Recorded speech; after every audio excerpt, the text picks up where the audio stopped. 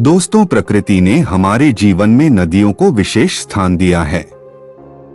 भारतीय संस्कृति में नदियां केवल जल का स्रोत नहीं बल्कि इन्हें देवी के रूप में भी पूजा जाता है और इन नदियों की पवित्रता और महत्व को समाज में लोग श्रद्धा और आस्था से जोड़कर देखते हैं। सनातन धर्म में कई महत्वपूर्ण पर्व मनाए जाते हैं जिनका विशेष महत्व है। इस खास अवसर पर लोग पवित्र नदियों में स्नान करते हैं और साथ ही श्रद्धा अनुसार मंदिर में या गरीब लोगों में धन और वस्त्र समेत कई अन्य चीजों का दान करते हैं। शुभ तिथि पर स्नान के लिए पवित्र नदियों में श्रद्धालुओं की अधिक भीड़ देखने को मिलती है और धार्मिक मान्यता है कि पवित्र नदियों में स्नान करने से जातक को सभी तरह के पापों से छुटकारा मिलता है, साथ ही सुख समृद्धि में वृद्धि होती है। देश में कई पवित्र नदियां हैं जिनको बहुत ही महत्वपूर्ण माना जाता है। दोस्तों, आज के वीडियो में हम आपको बताएंगे एक ऐसी ही नदी के बारे में।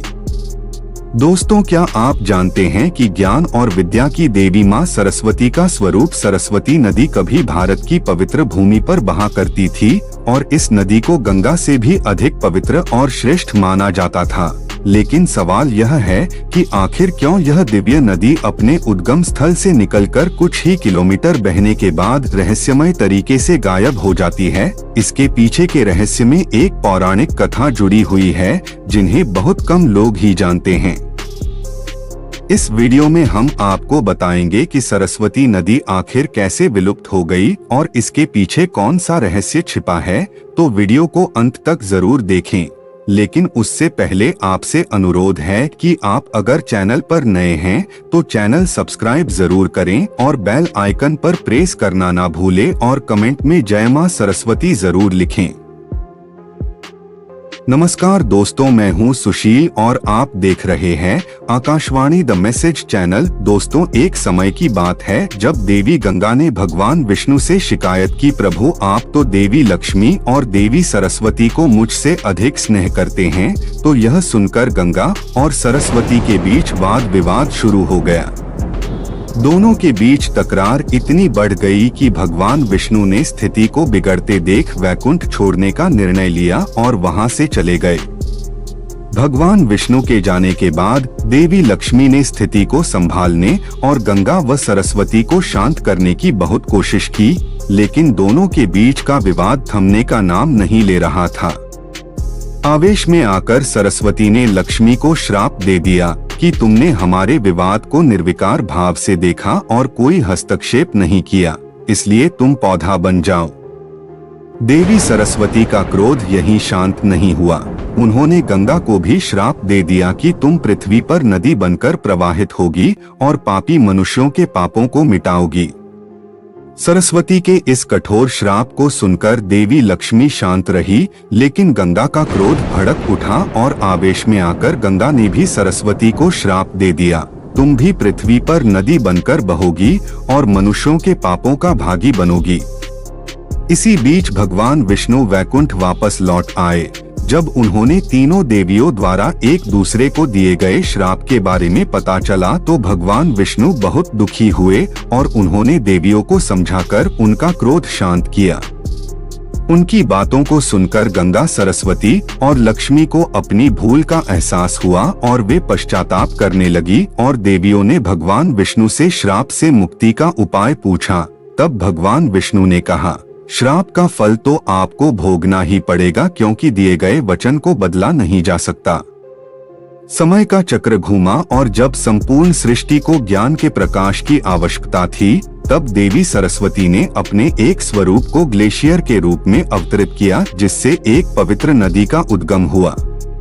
पौराणिक काल में सरस्वती नदी की सुंदरता इतनी अद्भुत और मोहक थी कि देवी, देवता, असुर और गंधर्व सभी इसकी ओर आकर्षित हो जाते थे।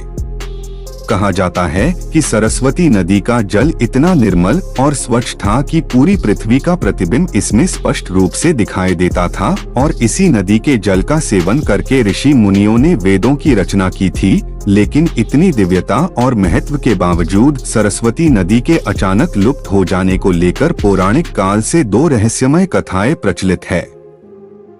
पहली कथा के अनुसार जब पांचों पांडव अपने जीवन के अंतिम दिनों में स्वर्गारोहिणी पर्वत की ओर जा रहे थे तो उन्होंने सरस्वती नदी को पार किया, लेकिन द्रौपदी नदी पार नहीं कर पाई। तब पांडवों ने मां सरस्वती से रास्ता देने की प्रार्थना की, लेकिन सरस्वती माता ने मना कर दिया। ये सुनकर युधिष्ठिर ने कारण पूछा तो मां सरस्वती ने उत्तर दिया, जिस प्रकार बहते हुए जल और प्रवाहित ज्ञान को रोका नहीं जा सकता, उसी प्रकार मैं अपने प्रवाह को रोककर द्रौपदी को रास्ता नहीं दे सकती। भीम को सरस्वती माता के ये वचन बिल्कुल भी पसंद नहीं आए और आवेश में आकर भीम अपनी गदा को पूरी शक्ति के साथ सरस्वती नदी पर प्रहार करते हैं और वहां एक विशाल चट्टान रख देते हैं ताकि द्रौपदी उस पर चलकर नदी पार कर सके। लेकिन कहा जाता है कि भीम का ये प्रहार इतना प्रचंड था कि उसी स्थान से सरस्वती नदी धरती में समा गई। दोस्तों, ये बात सच प्रतीत होती है क्योंकि भीम द्वारा रखी गई विशाल चट्टान आज भी सरस्वती नदी के ऊपर ठीक उसी स्थान पर स्थित है जिस स्थान से सरस्वती नदी का प्रवाह विलुप्त हो जाता है, जैसे भीम के प्रहार से यही से भूमि में विलीन हो गई हो। और यही दृश्य इस पौराणिक कथा को और भी रहस्यमय और विश्वसनीय बनाता है। दोस्तों, दूसरी कथा के अनुसार महर्षि वेद व्यास भगवान गणेश से महाभारत लिखवा रहे थे, लेकिन उसी समय सरस्वती नदी इतनी प्रचंड वेग और तेज आवाज के साथ बह रही थी कि भगवान गणेश वेद व्यास के शब्दों को ठीक से सुन नहीं पा रहे थे, जिसके कारण महाभारत लिखने में बाधा आ रही थी। तब भगवान गणेश ने सरस्वती नदी से विनम्रता पूर्वक अनुरोध किया कि आपकी तेज आवाज के कारण मुझे महाभारत लिखने में विघ्न हो रहा है, क्या आप कुछ समय के लिए रुक सकती है ताकि मैं बिना बाधा के लेखन कार्य पूरा कर सकूं। लेकिन सरस्वती नदी ने वही उत्तर दिया जो पहले पांडवों को दिया था, जैसे बहते हुए जल और ज्ञान को रोका नहीं जा सकता, वैसे ही मैं भी अपने प्रवाह को रोक नहीं सकती। और यह सुनकर भगवान गणेश और महर्षि वेद व्यास को क्रोध आ गया और उन्होंने सरस्वती नदी को हमेशा के लिए विलुप्त होने का श्राप दे दिया। दोस्तों, इन्हीं दो पौराणिक कथाओं के आधार पर सरस्वती नदी के विलुप्त होने का रहस्य समझा जाता है।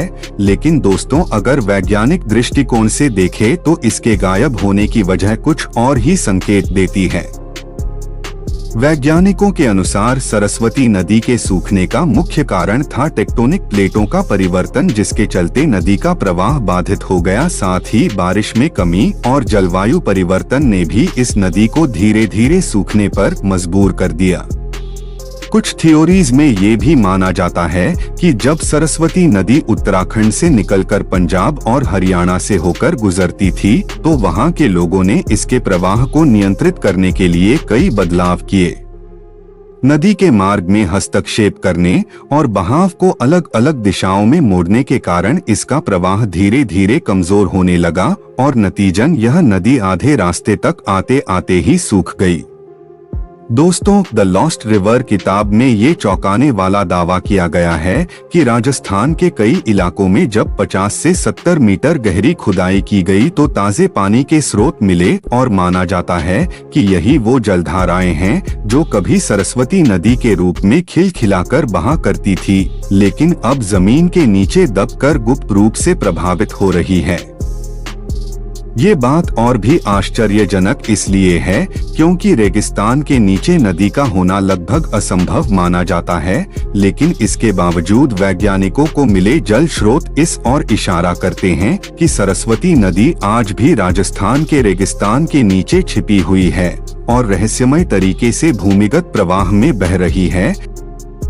तो दोस्तों, सरस्वती देवी के गायब होने की यह रहस्यमय कहानी आपको कैसी लगी? क्या ये पौराणिक कथाओं का चमत्कार था या फिर विज्ञान के अनसुलझे रहस्यों में से एक? आपकी क्या राय है? कमेंट बॉक्स में हमें जरूर बताएं।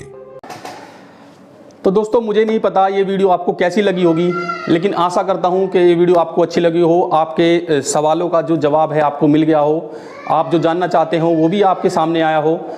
तो बस मैं इतना ही चाहता हूं कि आप वीडियो को लाइक करें, शेयर करें और चैनल को सब्सक्राइब करें और हाँ, घंटी के बटन को जरूर दबा दें जिससे आपको आगे आने वाली वीडियो का पता चलता रहे।